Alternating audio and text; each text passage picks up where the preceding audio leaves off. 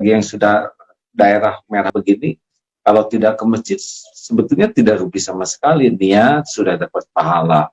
Biasa ke masjid kita akan tidak ke masjid karena uzur juga dapat pahala.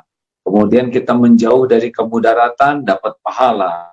Tidak mencelakakan orang lain dapat pahala. Patuh kepada ulama juga pahala. Jadi sebetulnya luar biasa dalam keadaan begini kalau kita betul-betul pakai hati dan kejernihan berpikir. Gimana menurut Ustadz bahwa ya kita ke majelis ulama tuh ada poin khusus tidak tuh? Kita beragama ini bukan ikut perasaan, tapi berdasarkan ilmu. Makanya la ilaha illallah di awal ayatnya fa'lam. Fa'lam. Itu kasihan. Fa'lam berilmulah. Ada ilmunya. Fa'lam annahu la ilaha illallah. Berilmu tentang la ilaha illallah. Makanya tadi saya tunjukkan kitab 50 sifat.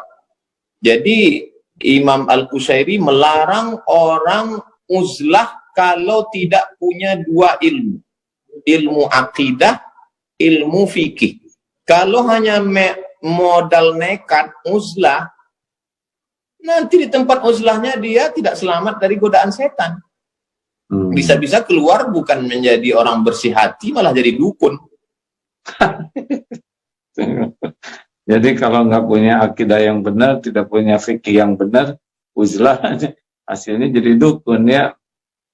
Nah sekarang ini banyak orang modal perasaan. Perasaan saya nggak enak karena meninggalkan masjid. Perasaan saya nggak enak karena nggak sholat Jumat. Loh, kalau cuman modal perasaan, itu orang yang biasa wudhu pakai air, disuruh tayamum, itu perasaannya sholatnya nggak sah. Orang yang terus sholat 4 rakaat zuhur, pertama kali kosor, itu banyak kita alami ketika bawa jamaah umroh. Wah, nggak enak kosor ini, rasa nggak sholat. Ini pakai perasaan.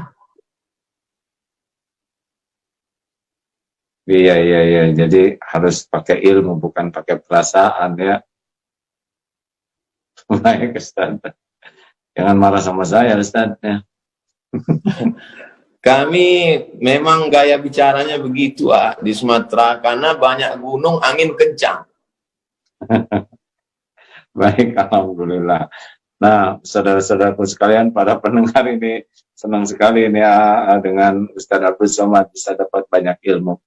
Nah, Ustaz, kemudian dalam situasi yang berat seperti ini, kemudian ya seperti yang tadi dikatakan, kepatuhan kepada ulama itu di dalam Islam seperti apa nih? Kalau ulama sudah mengeluarkan fatwa, sampai sejauh mana kepatuhan itu punya nilai dan tidak patuh itu merupakan keburukan? Ati Allah, ta'ala kepada Allah, wa ati'ur Rasul, ta'ala kepada Rasulullah SAW, wa ulil amri. Dalam tafsir ulil amri itu, di antara ulil amri adalah ulama. Lalu kemudian, dalil yang kedua, Nabi SAW tidak meninggalkan dinar dan dirham. Nabi tidak meninggalkan istana kursi emas. Yang ditinggalkan Nabi adalah al-ulama warasatul anbiya. Ulama pewaris para nabi. Jadi kalau seandainya kita hidup di zaman Nabi, kita ikut Nabi Musa, ikut zaman Nabi, ikut Nabi Isa, ikut zaman Nabi, Khatamul Anbiya, ikut Nabi Muhammad SAW. Sekarang Nabi sudah meninggal. Yang kita ikut siapa? Pewaris para nabi. Siapa? Ulama. Jadi dua saja. Kita ulama berijtihad atau kita orang awam ngikut ulama. Saya bukan ulama, saya orang awam. Saya cuma suka baca buku-buku ulama dan mendekatkan diri pada ulama. Maka saya ikuti fatwa ulama, fatwa tuan-tuan guru, fatwa Majelis Ulama Indonesia. Karena saya merasa diri saya bukan ulama. Jadi kalau ada di antara masyarakat mengatakan, ini nggak benar nih MUI, berarti dia ulama di atas MUI.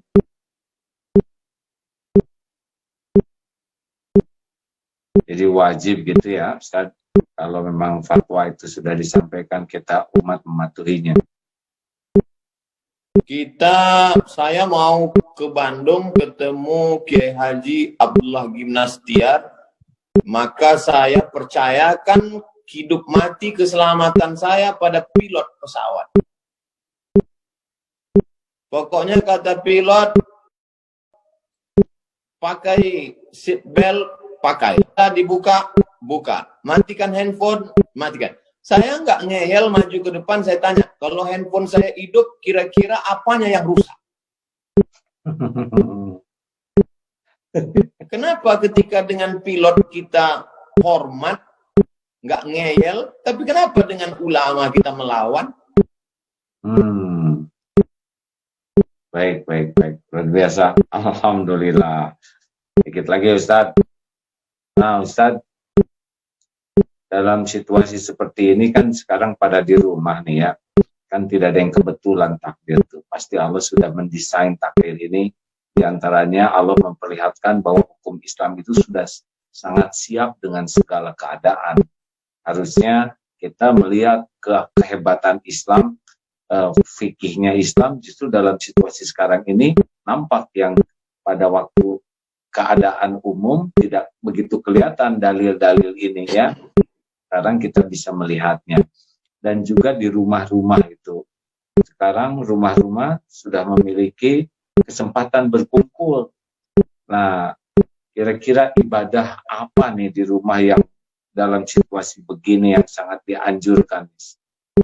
Ada hal-hal khusus tidak Ustaz selain sholat jamaah?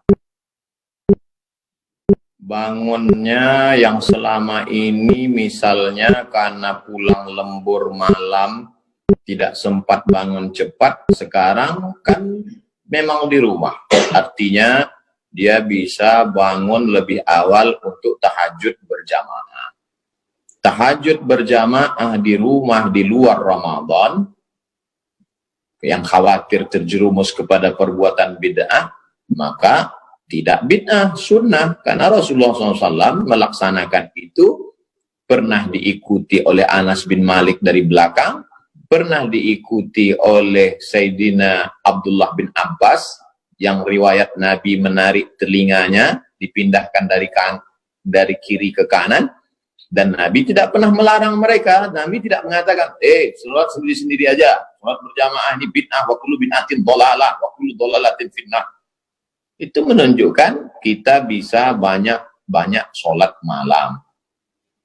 Yang selama ini ragu jadi imam, nah inilah saatnya menjadi imam. Latihan, menjadi imam salat tahajud. Supaya nanti keluar dari corona, banyak imam-imam baru di masjid dan musola kita. Namanya imam pelatihan lockdown. Harusnya kan sekarang zaman seperti ini seperti kepompong kan. Rumah tuh nanti keluarnya jadi banyak kupu-kupu.